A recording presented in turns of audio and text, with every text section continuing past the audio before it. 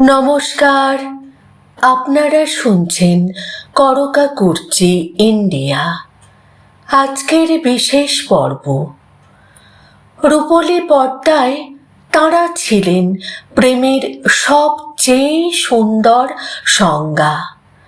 বাস্তব জীবনে ছিলেন একে অপরের প্রতি গভীর শ্রদ্ধা আর নীরব বন্ধুত্বের প্রতীক। কিন্তু জানেন কি, তাদের শেষ সাক্ষাৎ ছিল মাত্র কয়েকটি মুহূর্তের, আর সেই সাক্ষাতের একটি মাত্র শব্দ, ভালো, আজও বাংলা সিনেমার ইতিহাসে এক অপূর্ণ অধ্যায় হয়ে রয়ে গেছে। কি দেখেছিলেন সুচিত্রা সেন মহানায়কের চোখে? কেন সেই স্মৃতি তিনি ভুলতে পারেননি? জানতে হলে ভিডিওটি শেষ পর্যন্ত দেখুন। আপনার প্রিয় বাংলা চলচ্চিত্রের অজানা ইতিহাস, হারিয়ে যাওয়া স্মৃতি আর রূপলী পর্দার অন্তরালের গল্প নিয়ে আবারও হাজির করকা কুর্চি ইন্ডিয়া। বাংলা চলচ্চিত্রের ইতিহাসে অনেক কিংবদন্তির জন্ম হয়েছে, কিন্তু এমন একটি জুটি যাদের নাম শুনলেই আজও হৃদয়ের কোথাও যেন অদ্ভুত এক সুর বেজে ওঠে, তাঁরা হলেন উত্তম কুমার ও সুচিত্রা সেন। তাদের প্রেম ছিল পর্দার প্রেম, কিন্তু সেই অভিনয়ের মধ্যেও দর্শক খুঁজে পেয়েছিলেন বাস্তবের অনুভূতি।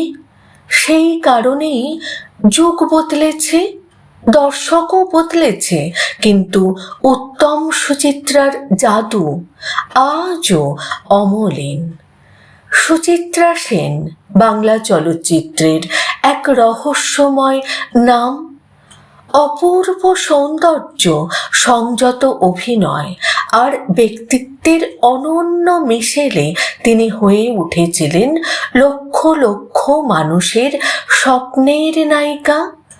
তার এক ঝলক দেখার জন্য মানুষ ঘন্টার পর ঘন্টা অপেক্ষা করতেন, কিন্তু ক্যামেরার ঝলমলে আলোর আড়ালে তার ব্যক্তিগত জীবন ছিল গভীর বেদনার।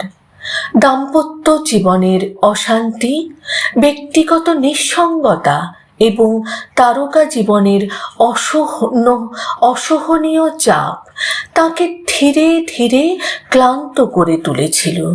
তাই এক সময় তিনি চেয়েছিলেন তার মেয়ে মুনমুন সেন যেন এই জগতে না আসেন, কারণ তিনি জানতেন খ্যাতির আলো যত উজ্জ্বল, তার ছায়াও ততই গভীর। অন্যদিকে উত্তম কুমার তখন বাংলা সিনেমার প্রাণ। উত্তম সুচিত্রা মানেই ছিল হাউসফুল সিনেমা হল, দর্শকের উচ্ছ্বাস আর অগণিত দর্শকের ভালোবাসা।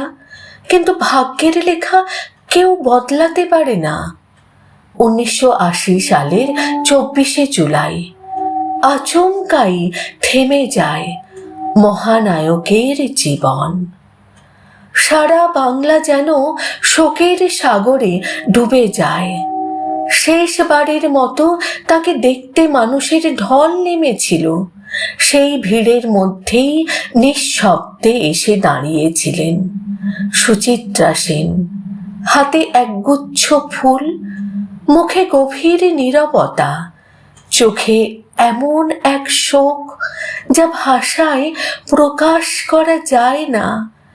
তিনি কাউকে কিছু বলতে চাননি, শুধু শেষবারের মতো তার দীর্ঘদিনের সহ অভিনেতা সহযাত্রীকে শ্রদ্ধা জানিয়ে ফিরে যেতে চেয়েছিলেন।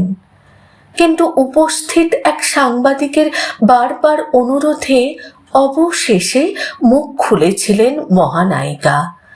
গলা ভারী হয়ে এসেছিল তার। তিনি বলেছিলেন, আমার কিছু ভালো লাগছে না, ভাবতেই পারছি না উত্তম বাবু আর নেই। তারপর ধীরে ধীরে ফিরে গিয়েছিলেন কয়েকদিন আগের এক স্মৃতিতে। তিনি বলেছিলেন, এই তো সেদিন স্টারটেড ক্রিকেট খেলার সময় দেখা হয়েছিল, আমায় দেখে হেসেছিল। সেদিন ওর চোখ দুটো দেখেছিলাম ভীষণ ক্লান্ত লাগছিল। আমি জিজ্ঞেস করেছিলাম, কেমন আছো? উত্তরে শুধু বলেছিল, ভালো। মাত্র একটি শব্দ, ভালো। কিন্তু কখনো কখনো একটি শব্দ হাজারো না বলা কথার থেকেও বেশি ভারী হয়ে ওঠে।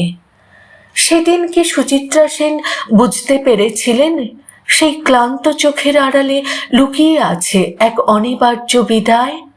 নাকি আজও সেই প্রশ্নের উত্তর সময়ের কাছেই অজানা? সেই সাক্ষাতের পর আর কখনো তাদের দেখা হয়নি। বাংলা চলচ্চিত্র হারিয়েছিল তার মহানায়ককে, আর অল্প কিছুদিনের মধ্যেই সুচিত্রা সেন নিজেকে সরিয়ে নিয়েছিলেন সমস্ত আলো, ক্যামেরা আর জনজীবনের কোলাহল থেকে। পর্দায় তাদের জুটি থেমে গিয়েছিল, কিন্তু দর্শকের হৃদয়ে তাদের গল্প কখনো শেষ হয়নি। আজও হারানো সুর, সপ্তপদী, চাওয়া পাওয়া, সাগরিকা, শিল্পী, পথে হলো দেরি, প্রতিটি ছবির ফ্রেমে যেন বেঁচে আছেন উত্তম ও সুচিত্রা।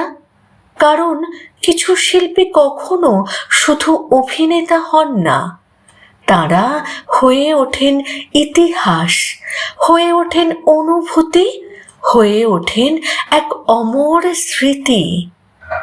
রবীন্দ্রনাথ লিখেছিলেন, মরণ রে তোহ মম শ্যাম সমান।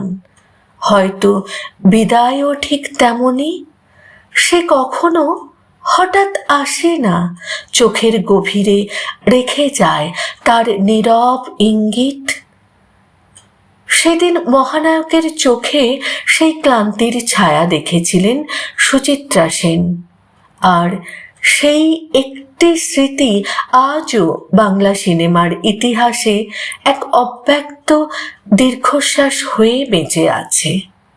আপনাদের কি মনে হয়, সুচিত্রা সেন কি সত্যিই বুঝতে পেরেছিলেন যে সেটাই তাদের শেষ দেখা, নাকি এ কেবলই সময়ের নির্মম কাকতালীয় ঘটনা?